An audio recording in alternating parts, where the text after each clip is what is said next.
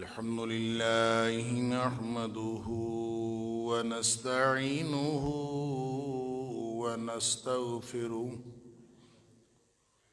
ونؤمن به ونتوكل عليه ونعوذ بالله من شرور أنفسنا ومن سيئات أعمالنا من يهده الله فلا مضل له ومن يضلل فلا هادي له وأشهد أن لا إله إلا الله وحده لا شريك له وأشهد أن محمدًا عبده ورسوله صلى الله عليه وسلم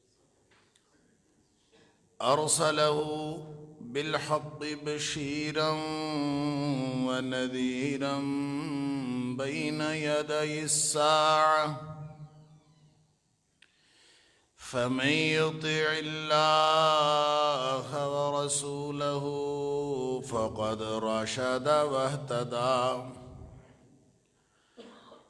ومن يعص الله ورسوله فقد ضل وغوى فإنه لا يضر إلا نفسه ولا يضر الله شيئا نسأل الله ربنا أن يجعلنا ممن يطيعه ويطيع رسوله ويتبع رضوانه ويجتنب سخطه فإنما نحن به وله أما بعد فإن خير الحديث كتاب الله وخير الهدي هدي محمد صلى الله عليه وآله وسلم وشر الأمور محدثاتها وكل محدثة بدعة وكل بدعة ضلالة وكل ضلالة في النار فأعوذ بالله السميع العليم من الشيطان الرجيم من همزه ونفخه ونفثه بسم الله الرحمن الرحيم يا أيها الذين آمنوا بالله ورسوله والكتاب الذي نزل على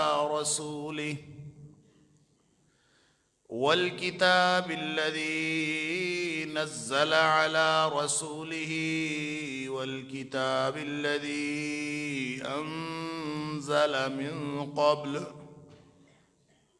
ومن يكفر بالله وملائكته وكتبه ورسله واليوم الآخر فقد ضل ضلالا بعيدا۔ اے ایمان والو، اے ایمان کا دعویٰ کرنے والو، واقعتاً ایماندار بن بھی جاؤ، در حقیقت ایمان لے آؤ۔ اللہ پر ایمان، اس کے رسول صلی اللہ علیہ وآلہ وسلم پر ایمان، اور اس کتاب پر ایمان جو اس نے اپنے رسول صلی اللہ علیہ وآلہ وسلم پر نازل کی، اور اس کتاب پر بھی ایمان جو نبی اکرم صلی اللہ علیہ وآلہ وسلم سے پہلے نازل کی۔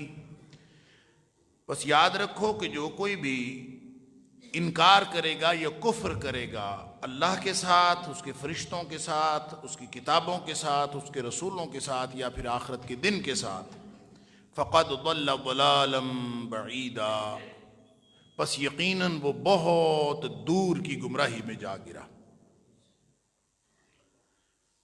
اللہ کی توفیق سے ایمان کی حفاظت کے حوالے سے گفتگو کا سلسلہ جاری ہے۔ اللہ تعالیٰ ہم سب کو ایمان کی حفاظت کا احساس بھی نصیب فرمائے اور اس کی حفاظت کی توفیق بھی نصیب فرمائے۔ ایک حدیث جو ایمان اور نفاق کے موازنے میں آپ کے سامنے رکھی تھی کہ اس ایک حدیث میں نبی اکرم صلی اللہ علیہ وسلم نے ایمان اور نفاق کا تقابل اس طرح سے فرمایا کہ 3 باتوں کو ایمان قرار دیا اور 3 باتوں کو نفاق قرار دیا، اور پھر ساتھ یہ فرما دیا کہ اس کا امپیکٹ جو ہوتا ہے وہ دنیاوی طور پر بھی ہے اور اخروی طور پر بھی ہے۔ اس حدیث میں 3 باتیں جن کو نفاق قرار دیا ہے، اس میں شح جو دل کی بخیلی ہے، والفحش اور بے حیائی، والبذاء اور فحش گوئی، ان 3 باتوں کو نفاق قرار دیا۔ تو اس حوالے سے شح چونکہ دل کی بخیلی ہے اور ہر شخص کے دل میں یہ موجود ہے کہ جذبے کے طور پر یہ ہر شخص کے دل میں موجود ہوتی ہے، اور اس کو لگام دے کے رکھنا ایمان کی نشانی ہے اور اس کے پیچھے چل پڑنا یہ نفاق کی نشانی۔ اسی لیے نبی اکرم صلی اللہ علیہ وسلم نے جن 3 باتوں کا ذکر فرمایا کہ وہ تباہ و برباد کر دینے والی ہیں، 3 مہلکات، 3 باتیں ایسی ہیں جو تباہ و برباد کر کے رکھ دیتی اللہ۔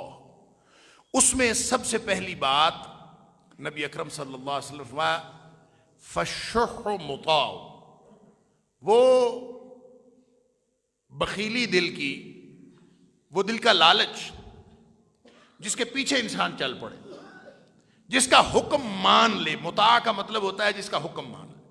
اب دل میں بخیلی تو ہے، ہر کوئی اس کا حکم نہیں مانتا، کیونکہ اللہ نے امتحان کے لیے ہر دل کے اندر یہ ایک جذبے کے طور پر تو رکھا ہے۔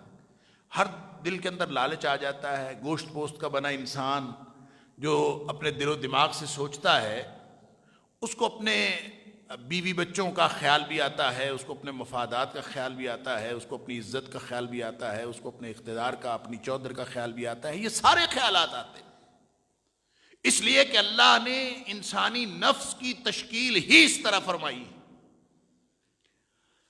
کہ اللہ تعالیٰ نے قرآن میں فرمایا وَنَفْسٍ وَمَا سَوَّاهَا فَأَلْهَمَهَا فُجُورَهَا وَتَقْوَاهَا۔ پہلے فجور ہے، تقوی بعد میں۔ دونوں قسم کے جذبے اللہ نے ہر نفس کے اندر رکھے۔ اب ظاہر ہے یہ تو پھر اس کے اوپر ڈیپینڈ کرتا ہے کہ انسان کس طرح کا رویہ اپناتا ہے۔ کیا وہ ایمان کی حفاظت والا رویہ ہے یا وہ رویہ نفاق کو بڑھوتری دینے والا اور بڑھاوا دینے والا رویہ ہے۔ قد افلح من زکاہا وقد خاب من دساہا۔ نفس تو وہی ہے، عمل کیا ہے؟ قد افلح من زکاہا، جس نے اپنے نفس کے تزکیے کا بندوبست کر لیا وہ کامیاب ہو گیا۔ اور تزکیہ کیا ہے؟ برے جذبات کو مغلوب کر لے، اچھے جذبات کو غالب کر لے، تقوی غالب آ جائے، فجور مغلوب ہو جائے۔ قد افلح من زکاہا وقد خاب من دساہا۔ اور جس نے اپنے نفس کو آلودہ کر لیا، اس کو اپنے عمل سے، اپنی ایک ایک حرکت سے آلودہ کر بیٹھتا ہے۔ اور وہ آلودگی کیا ہے؟ وہ دوسری احادیث کے ذریعے سے آپ سب جانتے ہیں کہ نبی اکرم صلی اللہ علیہ وسلم فرمایا چاہے آنکھ گناہ کرے، چاہے سماعتیں گناہ کریں، چاہے ہاتھ گناہ کریں، چاہے پاؤں گناہ کریں، حتیٰ کہ انسان چاہے سوچوں کا گناہ کرے، جو ارادی طور پر انسان گناہ کرتا ہے، اس ایک گناہ کے اوپر، دل کے اوپر سیاہ نقطہ لگ جاتا۔ وہ گناہ کسی بھی نوعیت کا ہو، وہ غلطی اور خطا ہو تو بھی نقطہ لگتا ہے۔ وہ دیدہ دلیری کے ساتھ انسان ڈھٹائی کے ساتھ کرے تو بھی ایک نقطہ لگتا ہے۔ فرق صرف یہ ہے کہ جس سے خطا ہوتی ہے اس کو فوراً ندامت ہو جاتی ہے، اس کو شرمندگی ہو جاتی ہے، پچھتاوا ہو جاتا ہے، اور پھر یوں ہی اس کو پچھتاوا ہوتا ہے، وہ گناہ کرنے کے بعد پھر نیکیاں کرتا ہے۔ نبی اکرم صلی اللہ علیہ وسلم نے فرمایا اللہ تعالیٰ اس نقطے کو مٹا دیتے، ساتھ ساتھ حفاظت ہوتی رہتی۔ قد افلح من زکاہا، لہذا یہ ہر وقت نگرانی کا کام ہے، ہر وقت اپنے ایمان کی حفاظت کی بات۔ اور میں نے آپ کے سامنے ایک تابعی، بڑے معروف تابعی ابن ابو ملیکہ رحمت اللہ علیہ کا قول رکھا تھا کہ وہ کہتے ہیں میں 30 صحابہ کرام سے ملا ہوں، 30 صحابہ کرام سے، اللہ اکبر، کلہم یخاف النفاق علی نفسہ، ہر بندے کو یہ خوف تھا کہیں میں منافق تو نہیں ہو گیا، ہر بندہ نفاق سے ڈرتا تھا، ہر بندے کو یہ خوف لاحق تھا، یہ خطرہ لاحق تھا کہ کہیں میرے دل کے اندر نفاق تو نہیں آ گیا۔ صحابہ کرام اس قدر ڈرتے تھے، اور ہم اس قدر بے خوف ہیں اور بے فکر ہیں، ہمیں اپنے ایمان کی حفاظت کی فکر ہی کوئی نہیں۔ اللہ اکبر۔ تو جو اس نگرانی کے ساتھ، اس خوف کے ساتھ کہ کہیں میں نفاق میں مبتلا نہ ہو جاؤں، وہ جب تزکیہ کرتا رہتا ہے، وہ آلودگیاں، وہ گناہ چھوٹے چھوٹے جو سرزد ہو جاتے ہیں، نگاہ غلط انداز کہیں پڑ جاتی ہے، زبان سے کوئی غلط لفظ نکل جاتا ہے، سماعتوں سے کوئی غلط بات ٹکرا جاتی ہے، ویسے بھی انسان کسی وقت جذبات سے مغلوب ہو جاتا ہے، کبھی کسی وقت انسان حالات سے مغلوب ہو جاتا ہے، اس لیے کہ کل بنی آدم خطاؤن، کوئی اگر انسان ہے تو وہ لازماً خطا کار ہے، ایسا انسان دنیا میں کوئی آیا ہی نہیں نبی اکرم صلی اللہ علیہ وسلم کے علاوہ جس سے غلطی اور خطا کا امکان نہ ہو، ہر ایک سے امکان ہے۔ خیر الخطائین التوابون، ہمارا کرنے کا کام یہ ہے کہ جب ہو جائے تو اس کے بعد ہم رویہ کیا رکھتے ہیں، اور قرآن کہتا ہے وَلَمْ يُصِرُّوا عَلَى مَا فَعَلُوا وَهُمْ يَعْلَمُونَ، بس یہ رویہ ہے۔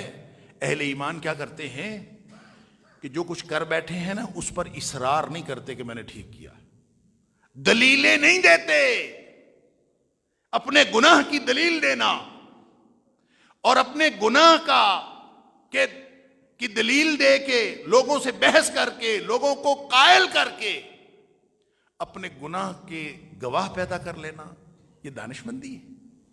گناہ ہو گیا اس کو چھپا لے، گناہ ہو گیا ہے تو ندامت اور شرمندگی اور پشیمانی ہو۔ ایک اللہ کو علم ہے اور کسی کو علم نہیں ہے۔ یہ عجیب و غریب ایک آج کل فتنہ میں یہ سمجھتا ہوں اس اعتبار سے کہ نیکی ہو تو وہ فیس بک پہ، برائی ہو تو وہ فیس بک پہ۔ نیکی ہے تو ہر لمحہ دکھلاوے کا خطرہ ہے، اور دکھلاوا، اللہ اکبر، نبی اکرم صلی اللہ علیہ وسلم نے فرمایا شرک خفی ہے، یہ چھوٹا شرک ہے، الشرک الاصغر۔ آپ صرف اس لیے کہ لوگوں کو پتہ چل جائے بھئی کیا کر رہے ہیں، نیکی کا کام ہوتا ہے، میں جی فلاں نیکی کا کام کیا ہے، دعا کریں اللہ قبول فرمائے۔ بھئی اگر اللہ نے قبول فرمانا ہے تو فیس بک پہ تو ڈالنے کی ضرورت نہیں۔ اگر لوگوں کی قبولیت کا معاملہ ہے، اگر کوئی مقصد پیچھے ہو ایسا کہ جو لوگوں کو بتانے سے اس میں کوئی ہدایت کا پہلو موجود ہو، اس میں کوئی کمیونیکیشن کا پہلو موجود ہو، اس میں لوگوں تک اطلاع جانے کے بعد کوئی اچھا مقصد اس کے اندر موجود ہو، تو پھر تو ضرور اس کو پہنچائیں، اس لیے کہ نبی اکرم صلی اللہ علیہ وسلم ہماری ڈیوٹی لگا گئے ہیں کہ فَلْيُبَلِّغِ الشَّاهِدُ الْغَائِبَ، میں یہ پیغام، میں یہ اللہ کا دین تمہیں دے کے جا رہا ہوں، جو موجود ہے وہ قیامت تک آنے والے لوگوں تک پہنچاتا رہے۔ لہٰذا یہ امتیوں کا فرض ہے کہ اللہ اور اس کے رسول صلی اللہ علیہ وسلم کا پیغام ہر جگہ پہنچاتے رہے۔ وہ تو ٹھیک، لیکن اگر آپ عمرہ کرنے جا رہے ہیں، آپ حج کرنے جا رہے ہیں، تو وہ لوگوں کو بتانا کیوں ضروری ہے؟ وہ صرف میں جا رہا ہوں جی عمرے پہ دعا کریں، میں حج پہ جا رہا ہوں، بلکہ لکھا ہوتا ہے میں چوتھے حج پہ جا رہا ہوں، 5ویں حج پہ جا رہا ہوں، دعا کریں۔ بھائی ٹھیک ہے، آپ جا رہے ہیں، اللہ تعالیٰ آپ کو قبول فرمائے۔ اگر تو یہ بتانے سے کسی کی کوئی ہدایت مقصود ہے تو پھر انشاءاللہ اجر ملے گا، اور اگر صرف دکھلاوا مقصود ہے، انا للہ و انا الیہ راجعون. تو نبی اکرم صلی اللہ علیہ وسلم نے فرمایا قیامت والے دن اللہ تعالیٰ نے جواب دے دینا ایسے نیکیاں کرنے والوں کو کہ تم نے میرے لیے تو کی نہیں. اللہ تعالیٰ فرمائے گا جاؤ ان سے لے لو جا کے اجر جن کے لیے تم کرتے رہے. اللہ اکبر. اللہ تعالیٰ ہم سب کو معاف فرمائے. اور اسی طرح گناہ کا معاملہ ہے. ایک غلطی گناہ آپ بند کمرے میں کرتے ہیں حالات کی مغلوبیت کی وجہ سے, جذبات کی مغلوبیت کی وجہ سے آپ سے ہو گئی, آپ اس کے بعد اللہ سے معافی مانگیں, بات ختم ہو گئی. گواہ پیدا کرنے کی کیا ضرورت ہے؟ خواہ مخواہ لوگوں کو سامنے آ کے ساری دنیا کو دکھا کے سوشل میڈیا پہ لگا کے آپ ساری دنیا کو گواہ بنا رہے ہیں کہ قیامت والے دن یہ گواہی دے کہ ہم نے بھی دیکھا تھا اس کو یہ کرتے ہوئے. انا للہ و انا الیہ راجعون. لہذا ایمان کی حفاظت اتنا سوکھا کام ہوتا, اللہ اکبر, تو صحابہ کرام جیسی ہستیاں وہ اپنے آپ کے بارے میں اتنا خوف محسوس نہ کرتے کہ کہیں ہم سے کوئی لغزش تو نہیں ہو گئی, کہیں ہم سے کوئی غلطی تو نہیں ہوگی, کہیں ہم نفاق کی طرف تو نہیں چلے گئے. تو ہم جو بے فکری کی زندگی گزار رہے ہیں ہمیں اپنے اپنے ایمان کی فکر کرنی چاہیے. اللہ. تو وہ شح جس کا حکم انسان مانے, مطاع کا مطلب ہوتا ہے جس کی اطاعت کی جائے. اگر شح کی اطاعت کی ہے تو اس کا مطلب ہے کہ وہ کوئی نہ کوئی لالچ دنیا کا چاہتا ہے. اب یہ لالچ ہوتا ہے ہر ایک کو, بس جب موقع آئے تو اس کو لگام دینے کی ضرورت ہوتی. اور اسی کی دوسری پرت ہے جس کو نبی اکرم صلی اللہ علیہ وسلم نے 3 باتوں میں فرمایا ہوم متبع, ایسی خواہش جس کے پیچھے انسان چل پڑے. دل کا لالچ جس کا حکم مانے اور ایسی خواہش جس کے پیچھے چل پڑے.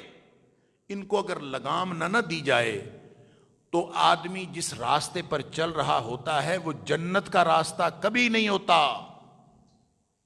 یہ قرآن نے فیصلہ کر دیا.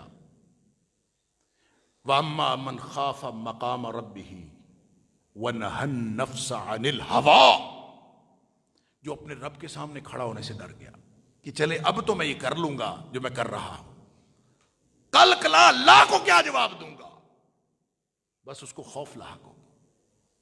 لہذا نہ پھر وہ شوق کے پیچھے چلتا, نہ دل کے لالچ کے پیچھے چلتا ہے, نہ ہی وہ اپنی خواہش نفس کے پیچھے چلتا ہے, بلکہ فرمایا وَنَهَى النَّفْسَ عَنِ الْهَوَىٰ, وہ لگام ڈالتا ہے اپنے نفس کو.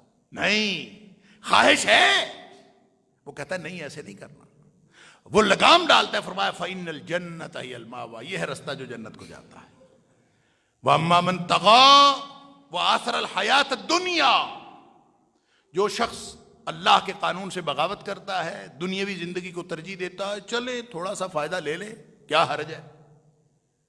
مطلب یہ چھوٹا سا فائدہ, بندہ سوچے صحیح کہ فائدے میں برکت ڈالنے والی تو اللہ کی ذات ہے نا. آپ کی لوگ تجارت میں بے ایمانی کرتے ہیں, لوگ دھوکہ فراڈ کرتے ہیں, لوگ مختلف قسم کی غلط بیانیاں کرتے ہیں فائدہ لینے کے لیے نا, کہ فائدہ ہو جائے گا. تو پھر 100% فائدہ ہوتا ہے, کوئی ضروری نہیں, کبھی ہو جاتا ہے کبھی نہیں ہوتا. لیکن اگر انسان اس کو اللہ پہ چھوڑ دے تو اس کے ہاتھ میں تو ساری خیر ہے نا. اللہ, میں نے اپنی آنکھوں سے دیکھا, خود میں نے ایک واقعہ دیکھا. اللہ اکبر, ایک آدمی نے کسی کو دوسرے کو کام کے لیے, کئی سال پرانی بات ہے, اس وقت 6,000 روپے کی اماؤنٹ بہت بڑی اماؤنٹ ہوتی تھی. تو میں اس ڈیل کو یعنی میرے سامنے یوں سمجھ لے ہوئی, اس نے کوئی کام کروانا تھا اور اس نے اس کو 6,000 روپے دیے کہ یہ میرا کام کروا دے. اس نے آگے سے جس سے کام کروایا کوئی ایسی 2 نمبر طریقے سے کام کروایا, وہ بہرحال وہ 2 نمبر تھا یا 1 نمبر تھا مجھے نہیں پتا, لیکن وہ کسی ایسے طریقے سے کام کروایا کہ اس کا 1 روپیہ بھی نہیں لگا. اب وہ 6,000 روپے اس کے پاس ہے, کام اس کا ہو گیا ہے.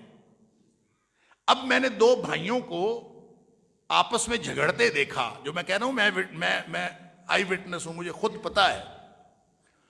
تو وہ 2 بھائی جھگڑ رہے تھے, وہ کہہ رہا تھا کہ تم نے اس کا کام کروا کے دیے, یہ 6,000 تمہارا حق بنتا ہے, رکھ لو اپنے پاس. تو وہ آگے سے کہہ رہا تھا نہیں, میں نے اس سے پیسے لیے تھے خود رکھنے کے لیے نہیں, اس سے میں نے کہا تھا کہ میں آگے پیسے دے کے تمہارا کام کرواؤں گا. اب آگے تو پیسے لگے نہیں, لہذا میرا حق نہیں بنتا, مجھے پیسے واپس کرنے چاہیے. یہ ان کا جھگڑا تھا، یہ اور جھگڑا یہ میں نے خود دیکھا.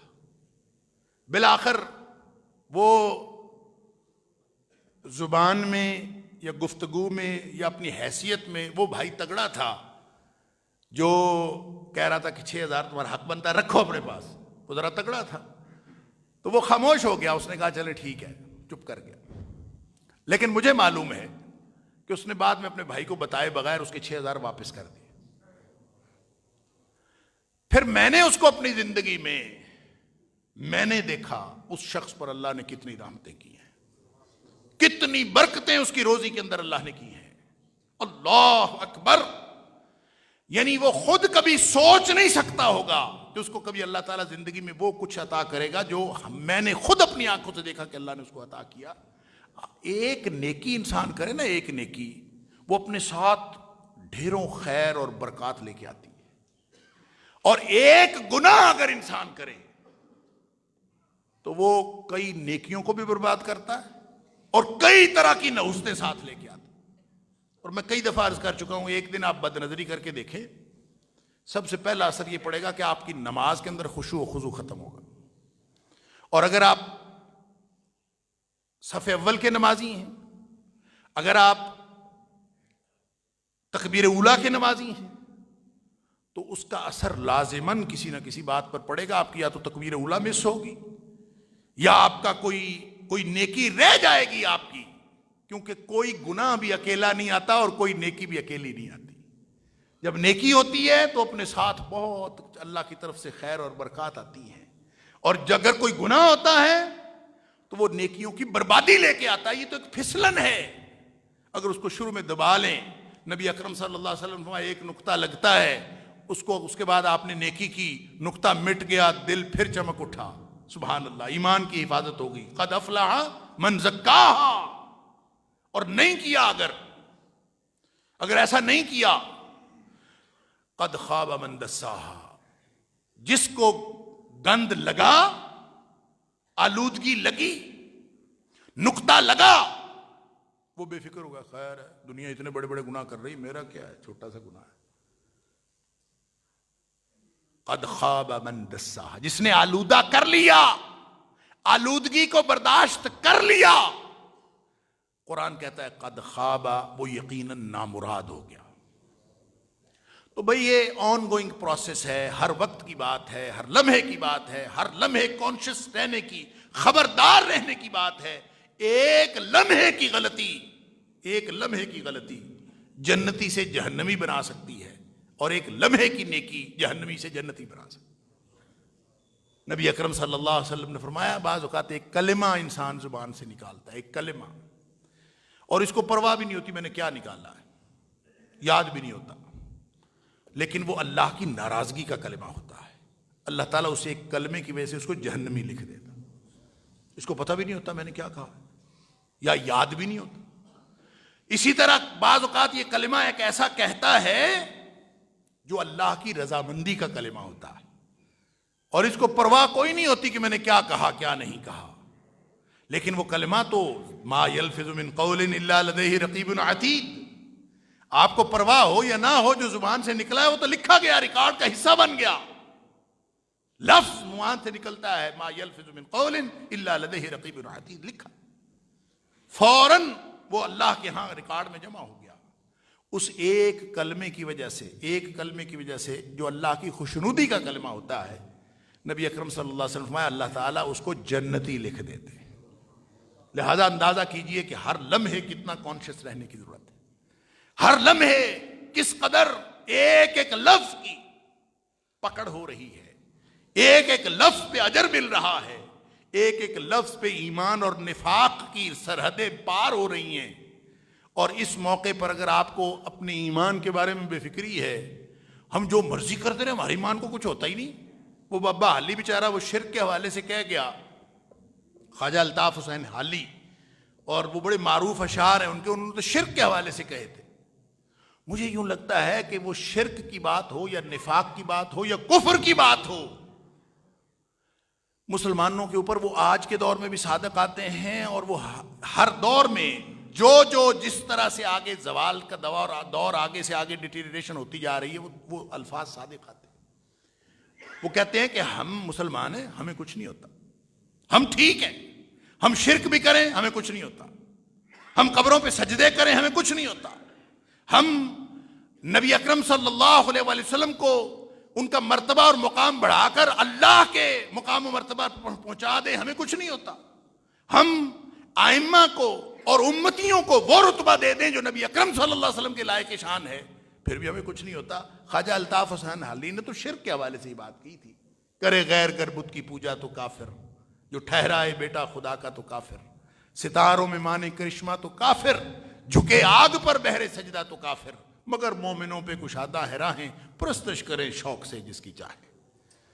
اللہ اکبر، نبی کو جو چاہیں خدا کر دکھائیں، اماموں کا رتبہ نبی سے بڑھائیں، شہیدوں پہ جا جا کے مانگے دعائیں، مزاروں پہ دن رات منتیں چڑھائیں، نہ توحید میں کچھ خلل اس سے آئے، نہ اسلام بگڑے نہ ایمان جائے۔ ہمارا اسلام ہمارا ایمان تو کنکریٹ کا بنا ہوا ہے، کچھ ہوتا ہی نہیں، جو مرضی کرتے پھرے کچھ نہیں ہوتا۔ تو اس نے تو خواجہ الطاف حسین علی نے تو شرک کے حوالے سے بات کی تھی۔ میں عرض کرتا ہوں، آپ جب اس کو ایمان کے مقابلے میں جس کو ہم نفاق کہتے ہیں، جس کو کفر کہتے ہیں، اور میں نے عرض کیا تھا کہ صحابہ کرام کہتے ہیں نفاق تو نبی اکرم صلی اللہ علیہ وسلم کے دور میں ہوتا تھا، اب تو کفر ہے، اب یہ نفاق نہیں ہے کفر ہے، اور فرق نفاق اور کفر میں صرف اتنا ہے، چھپانے یا نہ چھپانے کا فرق ہے، ہوتا ایک ہی ہے، نفاق بھی کفر ہوتا ہے، کفر بھی کفر ہوتا ہے، اگر اس کا اظہار ہو جائے تو وہ کفر ہے، اگر اس کا کتمان ہو جائے تو وہ نفاق ہے۔ اور کیا ہم نے اپنے کفر چھپائے ہوئے ہیں یا اپنے کفر ظاہر کیے ہوئے ہیں؟ اگر چھپا ہوا بھی کفر نہیں ہے اور ظاہری طور پر بھی کفر نہیں ہے تو انشاءاللہ ایمان کی حفاظت کا وہ مرحلہ ہے، وہ یقینی بات ہے جب آپ کے چھپا ہوا کفر بھی نہ ہو اور ظاہری کفر بھی نہ ہو۔ اللہ، اور وہ سارے چھوٹے چھوٹے اعمال جس کے بارے میں نبی کریم صلی اللہ علیہ وسلم فرمایا یہ بھی کفر ہے، یہ بھی کفر ہے، یہ بھی شرک ہے، یہ کفر ہے، یہ شرک ہے، جو نبی کریم صلی اللہ علیہ وسلم نے بتایا، چھوٹی چھوٹی چیزیں فرمائیں، وہ ساری کی ساری دراصل ایمان کی حفاظت کے لیے تو فرمائیں۔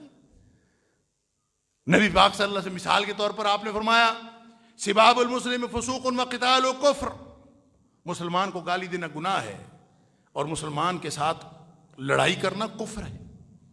اللہ اکبر۔ پھر نبی کریم صلی اللہ علیہ وسلم فرمایا اثنان فی الناس وہما بہم کفر، دو باتیں لوگوں میں عام پائی جاتی لیکن وہ دونوں کفر ہیں۔ اللہ اکبر، عام باتیں لوگوں میں پائی جاتی لیکن کفر ہے۔ اثنان فی الناس وہما بہم کفر، دو باتیں لوگوں میں پائی جاتی ہیں کفر۔ کون سی؟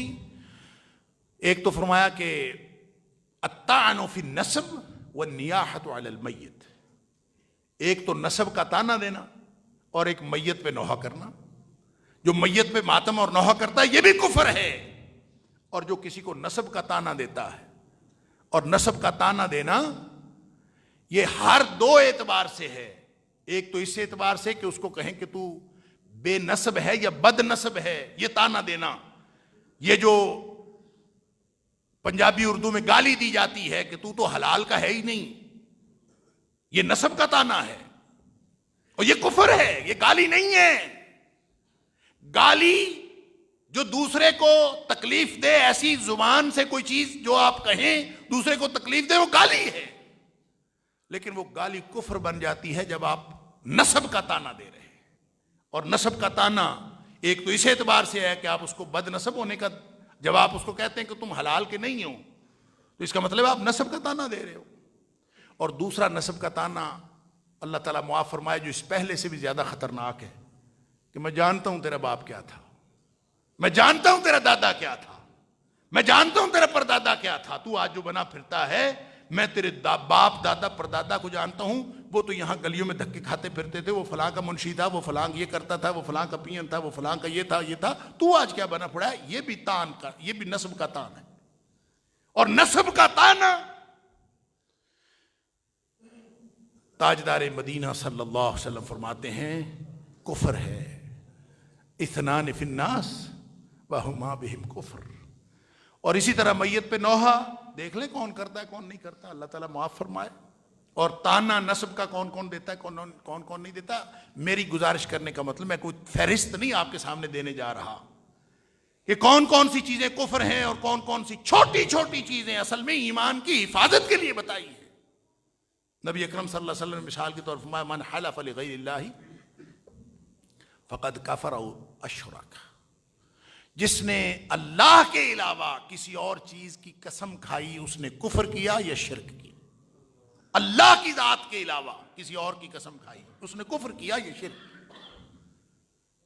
ہیں مومن، ہیں مسلم، نہ اسلام بگڑے نہ ایمان جائے، دن رات کفریہ حرکتیں ہو رہی ہیں. مومن مومن سے لڑ رہا ہے، اس کا قتل بھی کر رہا ہے، اس کو گالیاں بھی دے رہا ہے، نوح میت پہ بھی ہو رہے ہیں، تانے نسب کے بھی ہو رہے ہیں، اور قسمیں اٹھائی جا رہی ہیں، تیری قسم میری قسم فلاں کی قسم، اور سب کچھ کیا جا رہا ہے علی ھذا القیاس. لیکن پھر بھی مومن کے مومن ہیں. اللہ اکبر.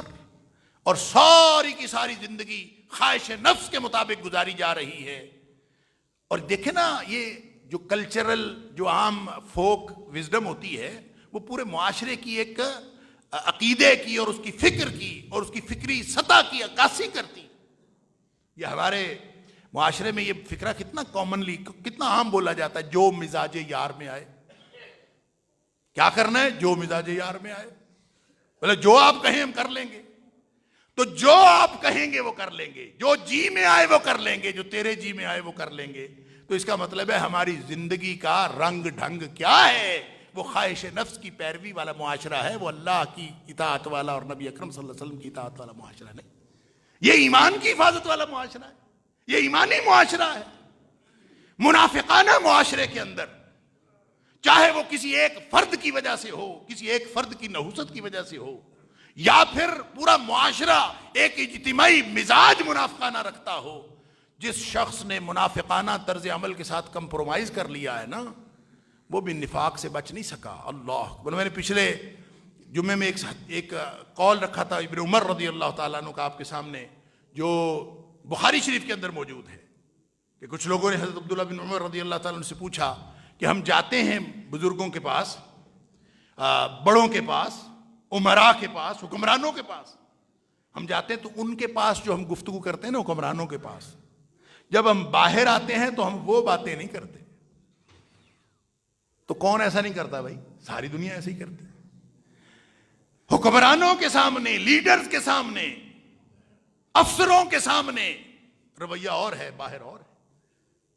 حضرت ابن عمر رضی اللہ تعالیٰ سے پوچھا، وہ فرماتے ہیں کُنَّا نَعُدُّهَا نِفَاقًا، بخاری شریف کے اندر موجود، کہ ہم نبی کریم صلی اللہ علیہ وسلم کے دور میں اس رویے کو سارے کے سارے صحابہ اس بات پر متفق تھے کہ یہ منافقت ہے، یہ نفاق ہے، یہ ایمان نہیں. لہذا آپ دیکھ لیجئے، صرف افسروں کی اور سرکاری حکمرانوں کی بات نہیں ہے، حکومت کی بات نہیں ہے. آپ اپنی سیاسی جماعتوں کی بات کر لیں، آپ اپنے لیڈرز کی بات کر لیں، بلکہ اس کے ساتھ آپ ایک اور حدیث شامل کر لیں.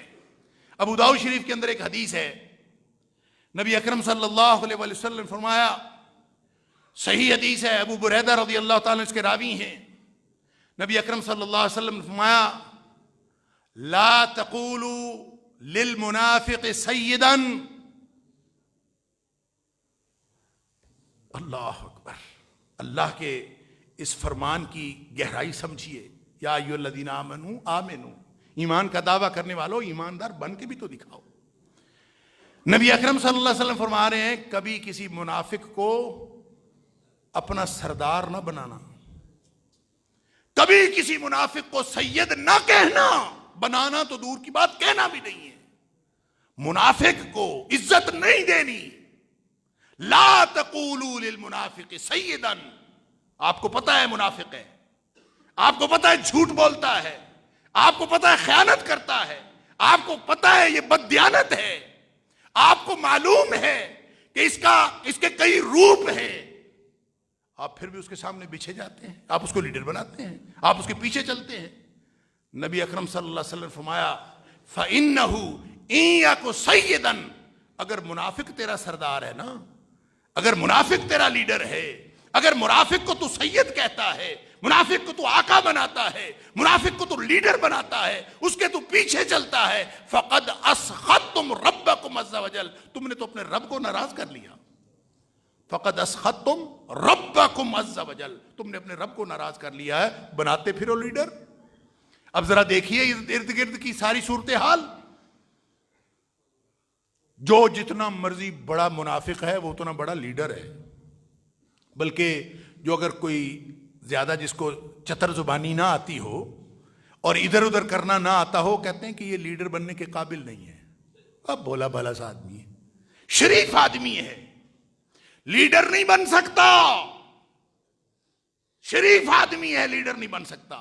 لیڈر کون بنے گا؟ جو جتنا زیادہ چاتر ہوگا، جتنا زیادہ وہ لئیم ہوگا، جتنا زیادہ وہ دھوکے باز ہوگا، جتنا زیادہ وہ شاطر ہوگا، وہ اتنا زیادہ وہ لیڈر بننے کے قابل ہوگا. ہمارے تو معیارات یہ ہیں. نبی اکرم صلی اللہ علیہ وسلم نے فرمایا المؤمن غر کریم والمنافق خب لئیم. اب یہ موازنے نبی کریم صلی اللہ علیہ وسلم نے کر چھوڑے. اپنی زندگی کو اس آئینے میں، اس سانچے میں دیکھتے جائیے. المؤمن غر کریم. نبی کریم صلی اللہ علیہ وسلم نے فرمایا جو مومن ہوتا ہے نا، وہ ہوتا ہی بھولا بھالا ہے، شریف النفس باوقار. شریف النفس باوقار. غر اس کو کہتے ہیں جس کو کوئی اس کی شرافت کی وجہ سے دھوکہ بھی دے جائے، جو دھوکہ بھی کبھی کھا لے، اتنا بھولا ہو. غر کریم، وہ باوقار ہوتا ہے، بھولا بھالا ہوتا ہے. والمنافق خب لئیم. اور جو منافق ہوتا ہے وہ بڑا تیز ہوتا ہے، دھوکے باز ہوتا ہے، بڑا کمینہ اور چال باز اور شاطر ہوتا ہے. اللہ اکبر. اب دیکھ لیجئے ہمارے سید کون ہیں، جن کو ہم سید کہتے ہیں، جن کو ہم آقا کہتے ہیں، جن کو ہم سر کہتے ہیں، اور جن کے پیچھے ہم سر جی کر کے ہر وقت مرتے رہتے ہیں. یہ میرا لیڈر اور فلاں میری لیڈر. ان کو ذرا نبی کریم صلی اللہ علیہ وسلم کے بتائے ہوئے معیار کے مطابق اور اس سانچے میں رکھ کے دیکھ لیں. اگر تو واقعتاً وہ ایمان کی نشانیاں ہیں، اگر تو واقعتاً وہ اہل ایمان کے لیے اسوہ ہیں، تو پھر بنائیے ان کو لیڈر. وگرنہ صرف ان کی نہیں، اپنے ایمان کی فکر کیجئے. ان کی نہیں، اپنے ایمان کی فکر کیجئے. اللہ تعالیٰ مجھے اور آپ کو، ہم سب کو ایمان کی حفاظت کی توفیق عطا فرمائے. وآخر دعوانا الحمدللہ.